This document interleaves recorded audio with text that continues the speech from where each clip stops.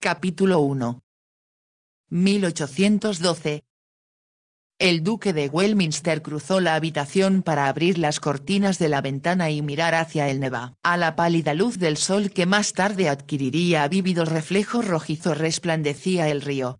Uno de los más cortos del mundo, reflejaba las brillantes cúpulas doradas en forma de agujas de la Catedral de Pedro y Pablo situada en la otra orilla, y él podía ver también los bastiones de la fortaleza que había construido Pedro el Grande. Por el momento sin embargo no se interesaba por la belleza de San Petersburgo, ciudad que no lo había sorprendido por la perfección de su arquitectura, sino por el ejército ruso que aguardaba a que su comandante en jefe llegara a una conclusión con respecto a la dirección en que intentaban avanzar los franceses. Una suave voz protestando interrumpió sus pensamientos. ¿Me has olvidado? Era una voz femenina. Todavía estoy aquí y te espero. La seductora invitación pronunciada en inglés con ligero acento ruso era apasionada. La princesa Katarina Bagration era preciosa, no cabía duda, una de las mujeres más hermosas que había conocido. Reclinada sobre los almohadones de encaje, con el cabello suelto sobre los blancos hombros y unos ojos enormes que parecían llenar todo su rostro, parecía mucho más joven de lo que era en realidad. La rodeaban un misterio oriental, un encanto andaluz y cuando estaba vestida, una elegancia parisina. No era de sorprender que el zar Alejandro I la hubiera elegido para espiarlo, pero él se había dado cuenta desde el primer momento en que llegó a San Petersburgo. El duque tenía una vasta experiencia en el arte de la intriga y había realizado con tanto éxito una gran cantidad de misiones diplomáticas sin carácter oficial que no le extrañó que el primer ministro, Lord Liverpool, lo mandara llamar.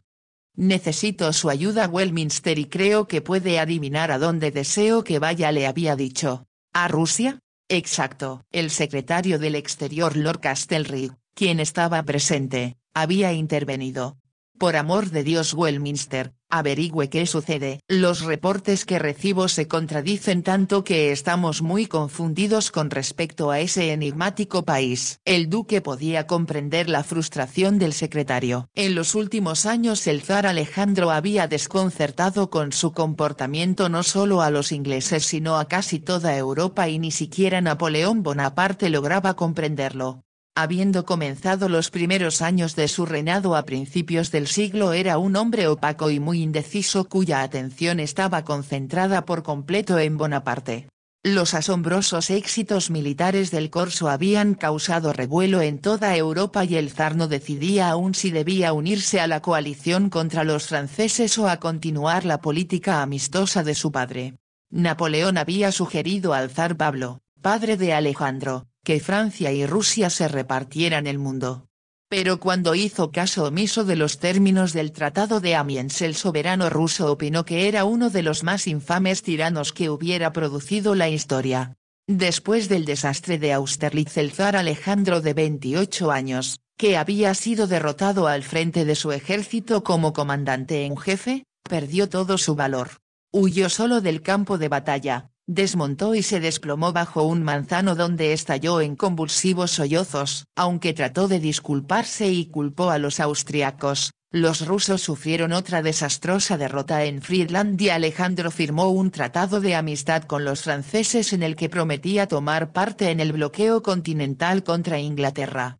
Eso lo hizo muy popular entre el pueblo ruso que, acostumbrado a las victorias de Catalina la Grande, no aceptaba tan vergonzosas derrotas. El año anterior, en 1811, Alejandro había escuchado a sus súbditos. Se rehusó a enviar soldados a los franceses y a cerrar los puertos rusos a naves neutrales y rompió el bloqueo contra Inglaterra. Me parece había dicho al duque en Londres, un famoso general inglés, que Rusia sería un pobre rival para el gran ejército de Napoleón. El duque estuvo de acuerdo, pero ahora que se encontraba en Rusia empezaba a dudarlo. El día anterior el zar le había mostrado una carta del conde Rostochin, gobernador de Moscú, cuyo contenido le pareció muy convincente. Su imperio señor tiene dos defensas poderosas, vastos espacios y su clima. El emperador de todas las Rusias será formidable en Moscú, terrible en Kharksan e invencible en Tobolsk. Deja de pensar en la guerra, Blake, insistía ahora la princesa. Puedo sugerirte algo mucho más interesante de qué hablar. Él sabía a qué se refería, pero en lugar de rendirse a la promesa de sus labios contestó. Creo que es hora de que regreses a tu dormitorio. No hay prisa. Pienso en tu reputación. Qué considerado. ¿Es que te aburro? Ella estaba segura de que aquello era imposible y el duque respondió burlón. ¿Cómo puedes pensarlo? Eres muy apuesto, querido mío, y yo adoro a los hombres bien parecidos. Eres además el más encantador de los amantes. La princesa empezó a hablar en francés, que le parecía un lenguaje más apropiado para el romance. El francés era el idioma de la nobleza de San Petersburgo y la cultura francesa un símbolo de estatus. Eres muy bella, Catarina, respondió el duque en el mismo idioma. Pero creo que ya deberías marcharte. La princesa hizo un provocativo mohín y extendió la mano hacia el duque. Eres demasiado serio, seamos felices. Después de todo, ¿qué es Rusia para ti? Un aliado, aunque un tanto indeciso. Dime lo que quieres saber de tu aliado y te daré las respuestas correctas. Estoy seguro de que lo harías, pero pienso en lo que me costaría esa información. Catarina se rió. Se daba cuenta de que el duque sabía por qué había coqueteado con él en cuanto llegó al Palacio de Invierno y por qué la noche pasada, después que él se retiró, se abrió un panel secreto en su habitación y ella entró inesperadamente. El zar, le había dicho Lord Castlereagh al duque, utiliza a las mujeres más bellas de San Petersburgo para espiar a nuestro embajador y a todos los emisarios que enviamos a Rusia. Aunque eso no sería una novedad para usted, Westminster. Confieso que me ha sucedido antes y considerando lo que he oído decir de la belleza de las mujeres de la corte de San Petersburgo, estoy ansioso por vivir esa experiencia. Tenga cuidado. ¿De qué? ¿De revelar secretos de Estado que los rusos sin duda ya sabrán, o de perder el corazón? No había pensado en eso último, sonrió irónico Lord Castlereagh. El duque reconoció para sí que el zar había tenido muy buen gusto al elegir a la princesa. Tenía bastantes datos acerca de Katarina Bagration. Corría sangre rusa y polaca por sus venas y se había casado a los 20 años con un general mucho mayor que ella. Condesa por derecho propio, se le abrían las puertas de los más altos círculos de la corte rusa. Y como era tan inteligente como hermosa, el zar ordenó que se le utilizara como espía. El duque había sabido lo que sucedió en la primera misión de Katarina. Se le había ordenado entablar relaciones con el conde Metternich, delegado austriaco en Dresde, a quien se describía en los archivos secretos del Kremlin, aunque era todavía un joven desconocido, como íntimo del emperador de Austria y el principal responsable de la caída de Togut.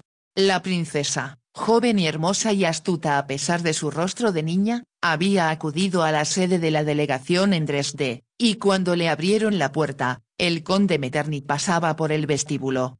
Ella lo miró suponiendo que se trataba de algún mensajero con noticias, y cuando él volvió la vista vio su pequeña y exquisita silueta recortada contra la luz del sol. La princesa lucía uno de los delgados, casi transparentes vestidos de muselina que estaban de moda y su cuerpo se delineaba bajo el diáfano material como una bella estatua de mármol. El conde Metternich había quedado fascinado y más tarde comentó con un amigo, quien se lo repitió al duque. Era como un bello ángel desnudo. En ese momento el joven austriaco y la agente secreta rusa se enamoraron. Fue un romance salvaje, intenso, insaciable. Una pasión avasalladora que hizo murmurar a todo Dresde. Meses más tarde la princesa descubrió que iba a tener un hijo. Se había hablado mucho de eso y se discutió y se especuló sobre lo que sucedería. El zar ordenó que se defendiera la reputación de su agente a toda costa. El general Bagration hizo el anuncio oficial de que su matrimonio se bendeciría con un heredero, y cuando la princesa dio a luz una niña la reconoció como suya.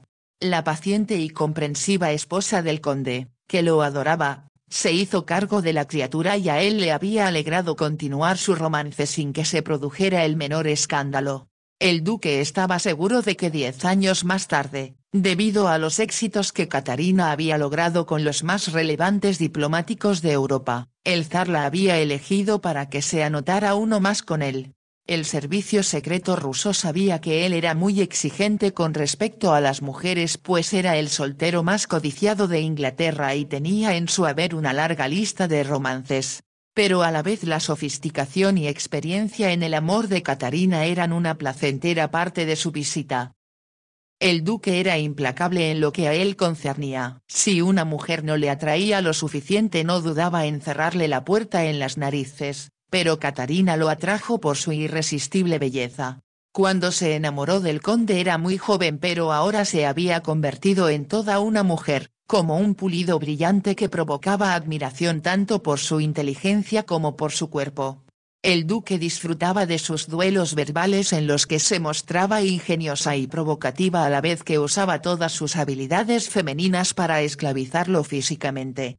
¿En qué piensas, Katarina, cuando no trabajas?, le preguntó. Por un momento ella lo miró dudosa, pero luego fingió no entender a qué se refería. Ahora pienso en ti, contestó con voz suave. Y no hay razón para que piense en mí misma. Era una respuesta, pensó él, que revelaba la sutileza de su mente. El duque miró el elaborado reloj de oro incrustado con diamantes que estaba colocado sobre la chimenea. Era uno de los cientos de hermosos relojes que adornaban las grandes habitaciones del Palacio de Invierno, cuyas 3 plantas se extendían a lo largo de casi 1 kilómetro y que habían formado parte de la colección de Pedro el Grande.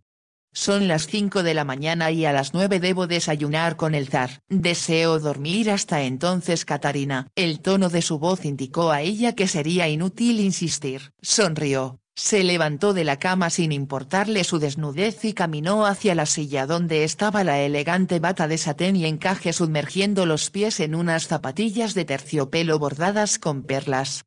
Felices sueños, mi adorable inglés. Contaré las horas hasta que pueda besarte de nuevo. La princesa desapareció por el panel secreto sin mirar hacia atrás. El duque se metió en la cama y cerró los ojos, pero el sueño no llegaba. No pensaba en Katarina y en la pasión que los unía, sino en Rusia y en el gran ejército de 600.000 franceses. Pero a la vez se decía que una tercera parte de esos soldados eran renuentes conscriptos alemanes reclutados en territorios sometidos.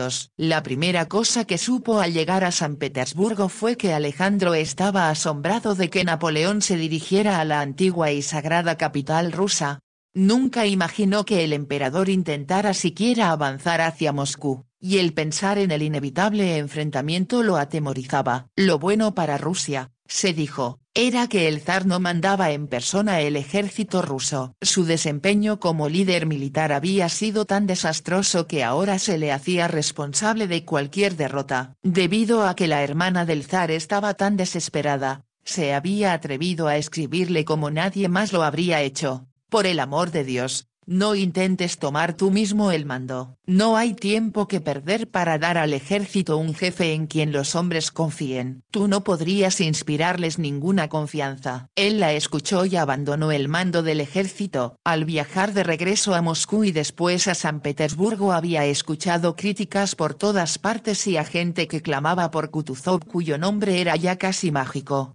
Alejandro no confiaba en el general Kutuzov. Le parecía una figura de otro siglo, pero decidió acceder a la petición de su pueblo y comentó a la llegada del duque: el público lo pide, de modo que accedo. Yo por mi parte me lavo las manos. El duque había comprendido que lo humillaba que la gente prefiriera al viejo general de 67 años, quien era perezoso, de costumbres licenciosas y lo ignoraba todo acerca de los armamentos modernos. Otra gente en el palacio sin embargo le informó que a pesar de sus defectos Kutuzov poseía mucho sentido común fruto de largos años de experiencia.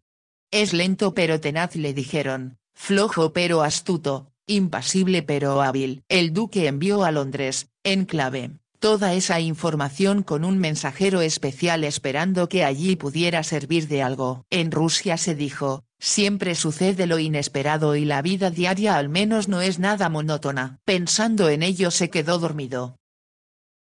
A las 9 de la mañana el duque entró en las habitaciones privadas del zar. Para llegar allí recorrió innumerables habitaciones cuya decoración era la más bella y refinada que había visto en su vida. Había llegado preparado para tal esplendor ya que en Londres se hablaba sin cesar de los tesoros de San Petersburgo. Fue la extravagante emperatriz Isabel quien derribó el palacio de invierno que Pedro el Grande había mandado construir en madera. En 8 años el arquitecto Rastrelli construyó en un área de 2 millones de pies cuadrados, 1050 habitaciones y 117 escaleras. Cuando la emperatriz Catalina subió al poder ordenó construir un palacio de verano que opacara a Versalles, y en San Petersburgo añadió 3 edificios al inmenso palacio de invierno que eran conocidos como el Hermitage.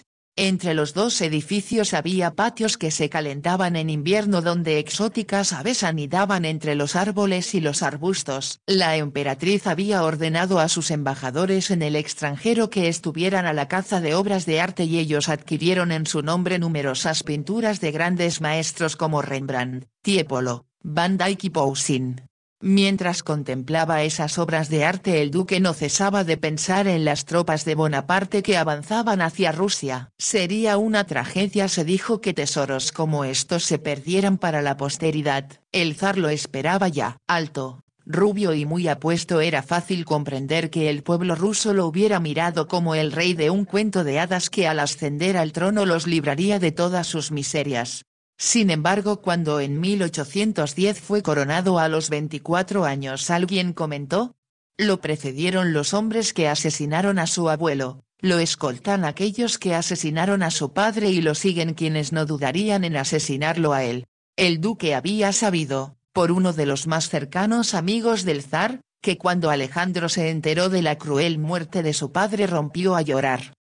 No tengo fuerzas para gobernar, había dicho sollozando a su esposa. Que otro tome mi lugar. El duque pensaba que el zar tal vez estaba obsesionado con el recuerdo del cruel asesinato de su padre. Sabía que los rusos podían sufrir más intensamente que los hombres de otras nacionalidades. Hacía varios años que conocía al zar y había notado que con frecuencia lo atormentaba una agonía interna que aumentaba con el paso del tiempo. Tal como el duque imaginó, el zar parecía preocupado esa mañana y se encontraba histérico. «Tenemos malas noticias, muy malas», exclamó después de saludar al duque. «¿Cuáles son, señor?» Bonaparte continúa su marcha hacia Moscú. Solo Dios sabe si es verdad. Nadie parece estar enterado de lo que sucede. Al duque no le sorprendió el comentario. La comunicación entre el ejército y el zar era difícil e inadecuada como muchas otras cosas en Rusia. Mientras desayunaban, en lugar de hablar de lo que sucedía, el zar solo citaba pasajes de la Biblia y cuando el duque lo miró sorprendido le explicó: «Ayer me informaron que el príncipe Alexander Golitsyn, mi amigo de toda la vida, es un traidor». «Eso es imposible», contestó el duque, «pues conocía al príncipe. Traté de no creer en lo que me decían, pero mi informante me indicó que construye un nuevo palacio para agasajar a Napoleón. No creerá usted tal infundio». Visité enseguida a Golitsyn y le pregunté sin rodeos por qué construía en tiempos de guerra, y me respondió: «Su Majestad Imperial no necesita temer una invasión si confía en la divina providencia». Entonces tomó una Biblia que cayó de sus manos y se abrió en el Salmo 41. El zar se detuvo y el duque se vio obligado a reconocer: «Me temo, señor, que he olvidado cuál es ese salmo». «El Señor es mi refugio y fortaleza. En él confío», citó el zar. Golitsyn me convenció de que no había sido una coincidencia, sino un mensaje directo de Dios. Espero que tenga razón. Estoy seguro de que la tiene. Toda la noche leí la Biblia y medité acerca de Dios y en nuestra situación. Creo que nos salvaremos. El duque tuvo que contenerse para no responder que Rusia necesitaría sin duda la ayuda del Ser Supremo si no podían confiar en su ejército. Antes de salir de Inglaterra había leído el reporte del Dr. Clark, un inglés que había visitado las fábricas de armas rusas en 1810 y al que impresionó la falta de eficiencia que encontró. Se sabía que los mosquetes rusos eran pesados y que fallaban una de cada 2 veces y además solían estallar cuando se les cargaba. El duque suponía que los espías franceses habrían entregado a Bonaparte un reporte similar al del doctor De modo que Napoleón contaba con que al invadir Rusia no se enfrentaría con una resistencia muy efectiva para detener su ejército, el cual estaba muy bien organizado y armado con el equipo más moderno. Pero como el duque comprendió que sería inútil y poco prudente mencionar esto al zar, intentó hablar de otras cosas, ya que nada se ganaría con preocupar más al soberano de ese gran país. Tal vez todo resulte mejor de lo que imagino, se dijo optimista a sí mismo. Pero al convivir con la familia real en el Palacio de Invierno encontró que tanto ésta como los demás miembros de la corte se mostraban aprensivos como él. La atmósfera era tan deprimente que decidió visitar a la princesa Isevolsov, a quien conocía desde hacía años. Había encontrado al llegar al palacio una carta de ella en la que le rogaba que renovaran su amistad. Mi pobre esposo por supuesto está con el ejército, pero yo lo recibiré a usted con los brazos abiertos como uno de mis más cercanos y queridos amigos de Inglaterra. Y quiero que conozca a mi pequeña Tania. Solo tenía 10 u 11 años la última vez que la vio. Ahora es muy hermosa y cuando esta molesta guerra termine quiero que la conozcan nuestras amistades en Londres y que ella presente sus respetos a la reina en el Palacio de Buckingham. El duque leyó la carta y adivinó lo que estaba escrito entre líneas. Sabía que el príncipe Isevolsov era uno de los hombres más ricos de Rusia. Su familia, como otras de la nobleza, no solo poseía extensos terrenos, sino un número fantástico de siervos. Se suponía que era dueño de más de 25.000 en diferentes provincias del país. Utilizaba a estos últimos, no solo como orfebres, carpinteros y talladores de ébano, sino para grupos privados de teatro y de ballet. Tenía su propio teatro y ofrecía funciones a sus amigos. Su esposa era tan bella y valiosa como sus otras posesiones. Su esposa tenía tanta sangre austriaca como inglesa en las venas y por ello decía con frecuencia al duque que esperaba que sus hijos al crecer no se casaran con rusos. El duque adivinó desde luego la razón de que hiciera hincapié en los atractivos de su hija Tania. La hija de uno de los más ricos e importantes nobles rusos haría una excelente unión al casarse con un rico y prominente noble inglés. Pero el duque se dijo que la princesa sufriría una desilusión. A los 33 años había logrado evadir el matrimonio y aunque varias veces había estado en peligro de que lo condujeran al altar, siempre logró escapar a tiempo. En los últimos años había eludido el peligro evitando la compañía de jovencitas solteras. Todos sus romances eran con mujeres casadas o viudas y ponía muy en claro desde el principio con las segundas que tenía la intención de permanecer soltero. Tendrás que casarte algún día y tener un hijo. Era una frase que le repetían una y otra vez hasta que se dijo que no le importaría que a su muerte el ducado pasara a su hermano menor y a su familia. Londres se había convertido, ahora que el príncipe de Gales era regente, en una de las ciudades más alegres y promiscuas del mundo y el duque había llegado a la conclusión de que los romances eran una cosa y el matrimonio otra. No tenía intenciones de casarse con una mujer que sin duda le sería infiel y también le desagradaba la idea de engañar a su esposa. Nunca me casaré, se había dicho el duque miles de veces. Divertido recordó a Katarina diciéndose que el zar o alguien del Ministerio del Exterior le preguntarían qué información había logrado conseguir de él. Y aunque ella valiéndose de su ágil mente les diría algo, él estaba seguro de no haberle confiado nada que no pudiera publicarse en todos los periódicos rusos. La había visto de lejos durante el almuerzo, fascinante y atractiva en un vestido a todas luces parisino y con valiosas joyas que era evidente no le había comprado su viejo y ausente esposo. Sus miradas se encontraron en el salón de recepciones donde todos se trasladaron después de que el almuerzo terminó. Sin palabras ella le dijo que lo deseaba y que le bastaba mover un dedo para que acudiera a su lado. Pero el duque decidió que antes de continuar aquella apasionada relación debería conocer un poco más de San Petersburgo y averiguar qué pensaba la gente que no residía en el palacio. De modo que bajó la impresionante escalera de mármol y balaustrada de color blanco y oro para dirigirse hacia la puerta principal. Allí ordenó uno de los carruajes que estaban siempre a disposición de los huéspedes del zar y partió, después de dar instrucciones de que lo llevaran al palacio Isevolsov. Hacía mucho calor, aun para el mes de agosto, y era muy leve la brisa que soplaba del río. En los amplios caminos construidos durante el reinado de Pedro el Grande había muy poco tráfico, ya que a esa hora del día la mayoría de la gente prefería permanecer en casa y debido a la situación imperante había poca vida social. Mientras avanzaba el duque disfrutó mirando los magníficos palacios y los edificios tan diferentes en sus brillantes colores a las grises construcciones inglesas. El Palacio Romainzov estaba pintado en color naranja, el Ministerio de Justicia en azul, los enormes cuarteles Pavlovsky diseñados por el zar Pablo en amarillo. Al duque le interesó sobre todo el edificio de los guardias a caballo. Estaba pintado de verde con un pórtico de 8 columnas dóricas de granito blanco. Con su gran conocimiento de caballos el duque había admirado las negras monturas de los guardias a caballo, los animales castaños de los guardias caballeros y los grises de los húsares cachina.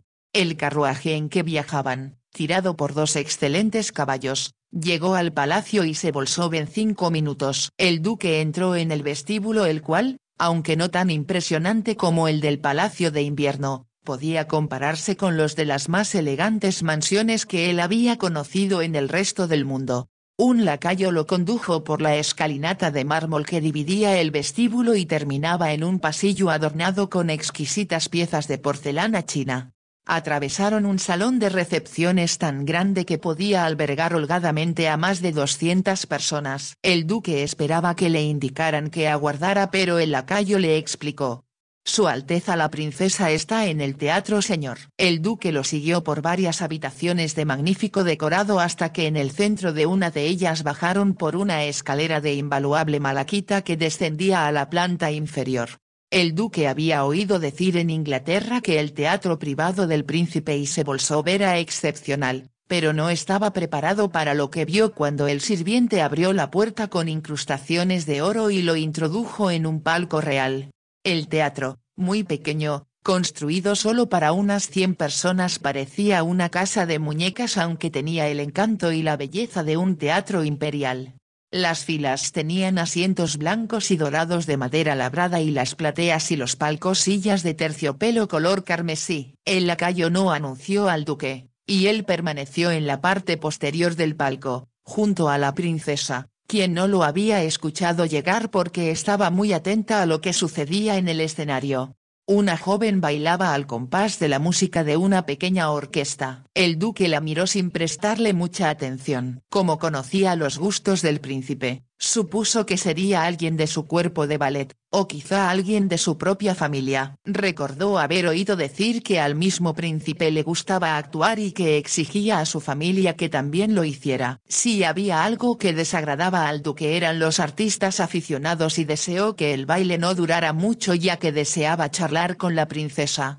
La joven que bailaba hizo una profunda reverencia. «Gracias a Dios», se dijo el duque. Se disponía a adelantarse para hacer notar su presencia a su anfitriona cuando la joven, que era muy bonita, salió del escenario y la música cambió y apareció otra bailarina. Danzaba en las puntas de los pies y llevaba el tradicional vestido de talle ceñido y escote bajo que hacía resaltar su cuello de cisne. La falda amplia le llegaba a los tobillos. El duque recordó que la noche anterior había visto ese vestido en el ballet La Sylphide, el cual lo había aburrido, pero entonces se dio cuenta de que la que escuchaba no era la música de aquel ballet, era una que no conocía y advirtió que los movimientos de la bailarina tenían una gracia excepcional.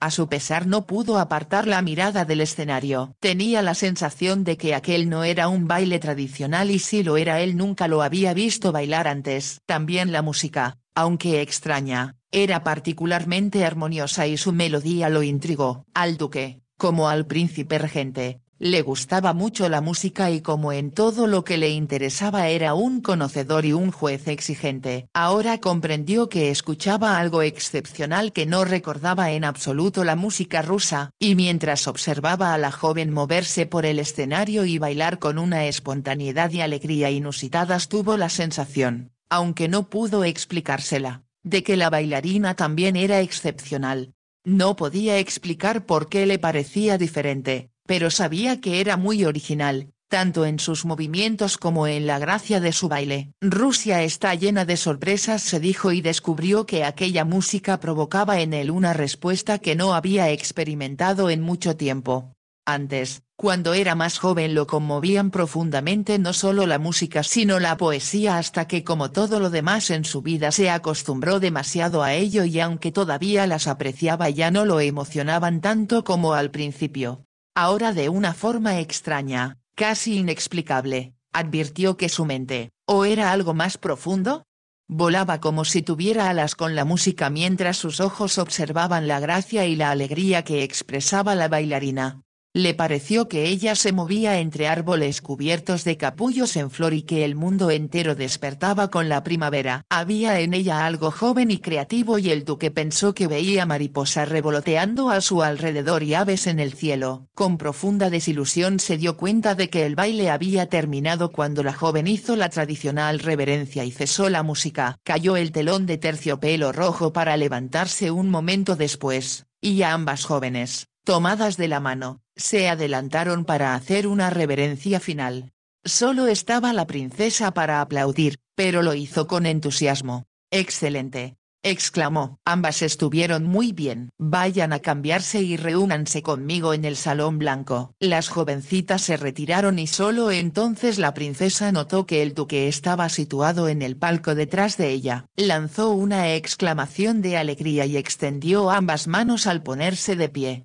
«Blake, qué gusto verle. También para mí es un placer verla, Sonia». «¿Quiénes son esas encantadoras criaturas?». Me dejaron con la boca abierta. La primera era Tania, mi pequeña Tania, a quien tanto deseo que conozca usted. La verá en unos momentos y sé que entonces me creerá todo lo que le dije acerca de ella y mucho más». La princesa tomó al duque del brazo y lo condujo hacia la puerta del palco y mientras empezaban a subir por la escalera de malaquita él preguntó: «¿Y la otra?». Después de una perceptible pausa la princesa respondió: «Oh. Esa era Soya».